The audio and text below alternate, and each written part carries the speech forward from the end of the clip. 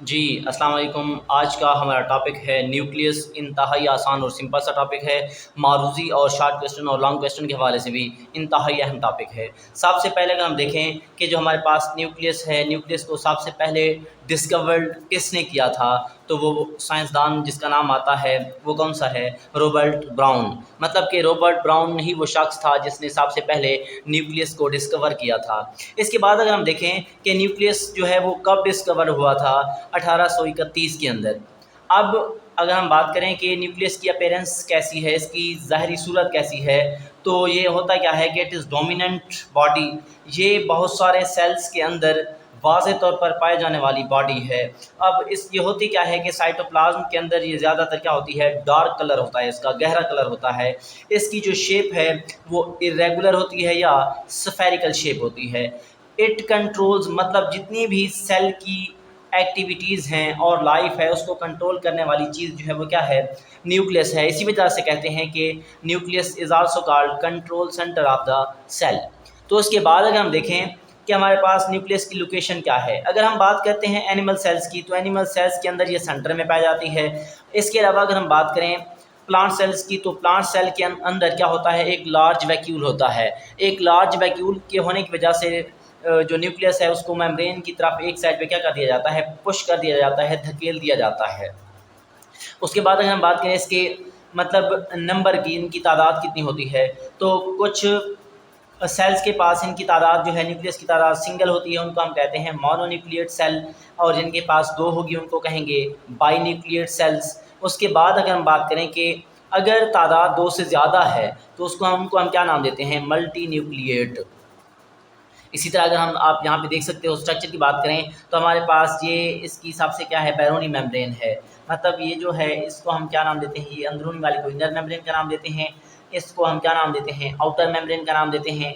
इसके सेंटर में गहरे कलर का इलाका है, उसको हम न्यूक्लियोलस का नाम देते हैं। इसके अंदर जो है आप देख सकते हैं क्रोमैटिन मटेरियल जो है मौजूद है। मतलब कि जो जीनियाती या विरासती मादर है वो ढीले और बारीक धागों की शक्ल में मौजूद है, जिसको हम नाम देते हैं क्रोमैटिन नेटवर्क का। और यहाँ पे आप देख सकते हो राइबोसोम्स जुड़े हुए हैं, और ये जो चीज़ है उसे हम क्या नाम देते हैं, रफ एंडोप्लाज्मिक रेटिकुलम। अब ये जो आपके पास मेम्ब्रेन है, मेम्ब्रेन के अंदर यहाँ पे छोटे छोटे पोर्स नज़र आ रहे हैं, सुराख नज़र आ रहे हैं, इनको हम कहते हैं न्यूक्लियर पोर्स। अब क्योंकि ये डबल मेम्ब्रेन है, इसी वजह से हम क्या नाम देते हैं, न्यूक्लियर इन्वेलप का भी नाम देते हैं। और इसके पास जो लिक्विड होता है, जो माय होता है, उसको हम नाम देते हैं न्यूक्लियोप्लाज्म का। इनको हम इनके कंपोनेंट्स को या इसके पार्ट्स को जो है हम वन बाय वन करके पढ़ेंगे। लेकिन सबसे पहले हम बात करते हैं कि इसके अंदर जो क्रोमैटिन है और क्रोमोसोम्स पाए जाते हैं उनके बारे में बात कर लेते हैं। सबसे पहले हम बात करते हैं कि हमारे पास जो क्रोमैटिन और क्रोमोसोम है, तो न्यूक्लियस जो है वो विजिबल होता है कब, नॉन डिवाइडिंग स्टेज, जब सेल तकसीम नहीं हो रहा होता तब ही हमें जो चीज़ नज़र आती है वो क्या है, न्यूक्लियस है। मतलब न्यूक्लियस जो है वो किस स्टेज पर नज़र आता है, नॉन डिवाइडिंग स्टेज पर। इस स्टेज पर मतलब जब नॉन डिवाइडिंग स्टेज होती है तब अगर हम बात करें तो न्यूक्लियस जो है वो क्रोमैटिन नेटवर्क का बना होता है और न्यूक्लियोप्लाज्म का बना होता है। मतलब कि जब सेल तकसीम नहीं हो रहा होता तब क्रोमैटिन नेटवर्क और न्यूक्लियोप्लाज्म आपस में मिलते हैं और किस चीज़ को बना देते हैं, न्यूक्लियस को। इसके बाद अगर हम बात करें कि न्यूक्लियस जो है वो डिसअपेयर हो जाता है, मतलब जब सेल तकसीम होता है तब न्यूक्लियस नज़र नहीं आता, डिसअपेयर हो जाता है। और इसके जो क्रोमैटिन मटीरियल था वो कन्वर्ट हो जाता है किस चीज़ के अंदर, क्रोमोसोम के अंदर। अब बात करते हैं कि हमारे पास इनकी कंपोजिशन क्या है, तो न्यूक्लियस जो है वो डीएनए, आरएनए, प्रोटीन्स और एंजाइम पर मुश्तमिल होता है। फिर से सुने कि न्यूक्लियस जो है वो डीएनए, आरएनए, प्रोटीन्स और एंजाइम पर मुश्तमिल होता है। तो इसके हम कंपोनेंट्स की बात करें तो सबसे पहला कंपोनेंट है न्यूक्लियर मेम्ब्रेन। जिस तरह हमने डायग्राम में देखा था कि सबसे बैरूनी मेम्ब्रेन जो थी न्यूक्लियस की, उसको हम नाम दे रहे थे किस चीज़ का, न्यूक्लियर मेम्ब्रेन का। तो हमारे पास जो न्यूक्लियर मेम्ब्रेन है, दरअसल न्यूक्लियस जो है, न्यूक्लियस एक मेम्ब्रेन के अंदर लिपटा होता है, उस मेम्ब्रेन को हम नाम देते हैं, they're called as nuclear membrane.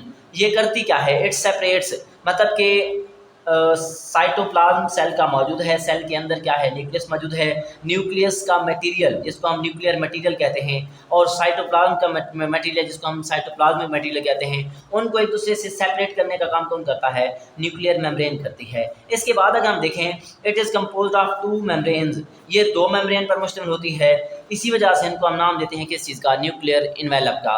इसके बाद अगर हम बात करें कि आउटर मेम्ब्रेन जो है is continuous with endoplasmic reticulum, मैंने ऊपर दिखाया हुआ था कि हमारे पास जो बैरोनी मेम्ब्रेन है वो किस चीज़ के साथ जुड़ी होती है, एंडोप्लाज्मिक रेटिकुलम के साथ, और इनर मेम्ब्रेन जो है वो न्यूक्लियर कंटेंट्स को क्या करती है, पकड़े रखती है। तो इसी तरह ये जो न्यूक्लियर पोर्स हैं ये उसके कंपोनेंट में नहीं आते, बल्कि ये न्यूक्लियर पोर्स किस में पढ़ेंगे हम, न्यूक्लियर मेम्ब्रेन के अंदर पढ़ेंगे। अब होता क्या है कि हमारे पास जो न्यूक्लियर मेम्ब्रेन है, न्यूक्लियर की बैरूनी और अंदरूनी जो मेम्ब्रेन थी जिसको हम न्यूक्लियर इन्वेलप का नाम देते थे, उसके अंदर छोटे छोटे पोर्स पाए जाते हैं। अब ये जो छोटे छोटे पोर्स मौजूद हैं उनको हम नाम देते हैं न्यूक्लियर पोर्स का। अब ये जो न्यूक्लियर पोर्स हैं दरअसल वो करते क्या हैं, ये एक्सचेंज ऑफ मटीरियल करते हैं, मतलब कि न्यूक्लियस और साइटोप्लाज्म के दरमियान जो मादा जात की तरसील होती है वो इन्हीं पोर्स की मदद से होती है, जिनको हमने नाम दिया हुआ है किस चीज़ का, न्यूक्लियर पोर्स का। इसके बाद अगर हम बात करें कि इनकी तादाद जो है वो कितनी हो सकती है, तो मुख्तलिफ सेल्स के अंदर न्यूक्लियर पोर्स की तादाद मुख्तलिफ होगी। कैसे, जैसे कि हमारे पास अनडिफ्रेंशिएटेड सेल्स जो हैं, मतलब कि नए जो सेल्स हैं उनके पास जो पोर्स होते हैं वो क्या होते हैं, उनकी तादाद ज़्यादा होती है, जैसे कि 30,000 पर न्यूक्लियस, एक न्यूक्लियस के पास जो है 30,000 तक हो सकती है। इसके बाद मैच्योर सेल्स की बात करें या डिफरेंशिएटेड सेल्स की बात करें, जैसे कि हमारे पास रेड ब्लड सेल्स हैं, उनके पास 3 से 4 पोर्स पर न्यूक्लियस मौजूद होते हैं। इसके बाद अगर हम बात करें कि हमारे पास एक और चीज़ है जिसको हमने नाम दिया हुआ है न्यूक्लियोलस का, इंतहाई अहम शॉर्ट क्वेश्चन है। अब न्यूक्लियोलस होता क्या है कि ये सेल के न्यूक्लियस के अंदर डार्कली, बहुत ज़्यादा गहरे रंग का इलाका जो है उसको हम नाम देते हैं न्यूक्लियोलस का।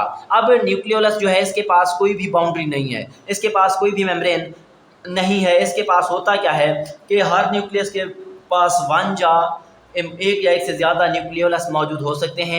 अब न्यूक्लियोलस जो है वो तैयार करता है और स्टोर करता है किस चीज़ को, राइबोसोमल आरएनए को। इंतहाई अहम मारूजी है कि न्यूक्लियोलस जो है वो किस आरएनए को सिंथेसाइज और स्टोर करता है, तो वो कौन सा है, राइबोसोमल आरएनए। अब इसके जो है हमारे पास 2 रीजन होते हैं, पेरिफेरल ग्रैनुलर रीजन और सेंट्रल फाइब्रिलर रीजन। अब हमारे पास होता क्या है कि जो हमारे पास पेरिफेरल ग्रैनुलर रीजन है, इट इज़ कंपोज्ड ऑफ, जो नए राइबोसोमल सब यूनिट्स बनते हैं उन पर कौन मुश्तमिल है, पेरिफेरल ग्रैनुलर रीजन मौजूद है, मुश्तमिल है। उसके बाद अगर हम बात करें कि हमारे पास सेंट्रल फाइब्रिलर रीजन जो है ये किस चीज़ पर मुश्तमिल है, it is composed of large molecular weight, मतलब लार्ज मॉलिक्यूलर वेट किस चीज़ का, आरएनए का और राइबोसोमल आरएनए का। मतलब पहला जो था वो हमारे पास न्यू राइबोसोमल सब यूनिट पर मुश्तमिल था, इसके बाद जो दूसरे वाला है सेंट्रल फाइब्रिलर रीजन जो है ये large molecular weight of RNA और राइबोसोमल आरएनए पर मुश्तमिल है। इसी टॉपिक के अंदर एक और चीज़ आती है जिसको हम नाम देते हैं क्रोमोसोम्स का। अब अगर हम बात करें कि हमारे पास क्रोमोसोम्स होते क्या हैं, दरअसल न्यूक्लियस के पास क्रोमैटिन मटेरियल मौजूद होता है। क्रोमैटिन मटेरियल जो है वो डीपली स्टेन्ड है, बेसिक डाई, मतलब ये इंतहाई गहरे कलर का इलाका होता है। ये जो क्रोमैटिन मटेरियल है वो चेंज होता जाता है सेल डिवीजन के दौरान मखसूस साख्तों में, उनको हम नाम देते हैं क्रोमोसोम्स का। अब अगर हम बात करें क्रोमोसोम्स के स्ट्रक्चर की, तो कंपाउंड माइक्रोस्कोप के अंदर क्रोमोसोम जो हैं वो 2 चीज़ों पर मुश्तमिल होते हैं, 2 आर्म्स पर और सेंट्रोमियर पर। इसके बाद अगर हम बात करें कि हर क्रोमोसोम जो है उसके पास आइडेंटिकल क्रोमैटिन्स मौजूद होते हैं at the beginning of cell division. जब सेल डिवीजन का प्रोसेस हो रहा होता है तो हर क्रोमोसोम्स के पास क्या मौजूद होता है, आइडेंटिकल क्रोमैटिड्स मौजूद होते हैं।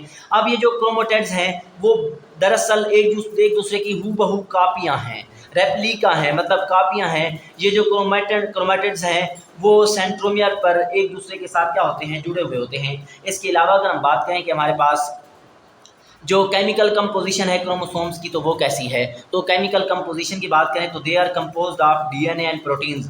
मतलब कि जो क्रोमोसोम्स हैं वो 2 चीज़ों से मिलकर बनते हैं, वो चीज़ें कौन सी हैं, डीएनए और प्रोटीन्स हैं। इसके अलावा जो है दे कंटेन, इसके पास तमाम अक़साम की क्या होती हैं, इंफॉर्मेशन मौजूद होती हैं। इसी वजह से ये सेल की तमाम एक्टिविटीज़ को क्या करता है, कंट्रोल करता है।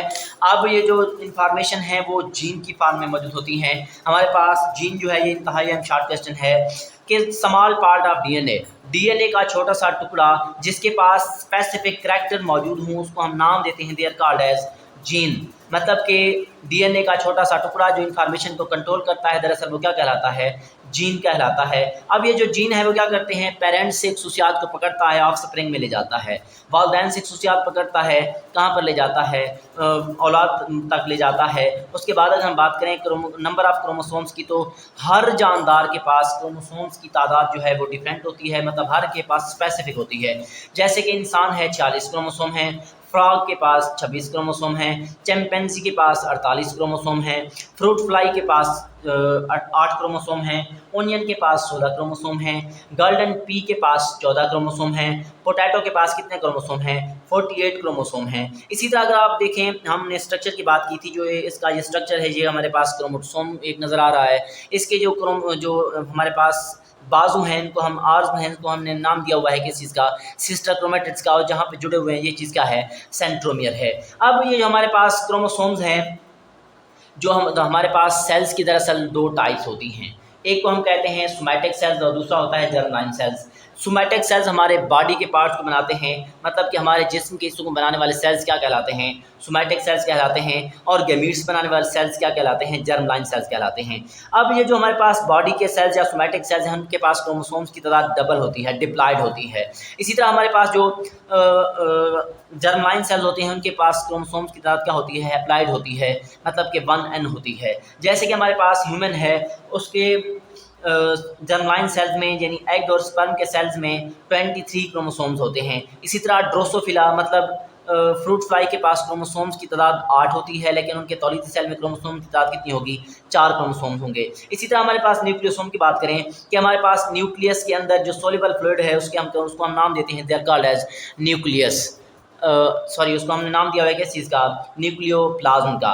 अब न्यूक्लियस के फंक्शन की बात करें तो हमारे पास जितनी भी सेल की सरगर्मियाँ हैं, एक्टिविटीज़ हैं, उनको कौन कंट्रोल करता है, न्यूक्लियस कंट्रोल करता है। इसके बाद ये जो न्यूक्लियस है वो वालदैन से औलाद में जो खसूसियात जाती हैं उनको भी क्या करता है, कंट्रोल करता है, मतलब कि हेरिडिटरी करैक्टर को भी क्या करता है, कंट्रोल करता है। उसके बाद इसके अंदर messenger RNA, transfer RNA, ribosomal RNA भी बनते हैं, जो कि किस चीज़ में इन्वॉल्व होते हैं, सिंथेसिस ऑफ प्रोटीन में। आपने एज इट इसी तरह ही याद करना है, इंशाल्लाह आपके नंबर नहीं कटेंगे।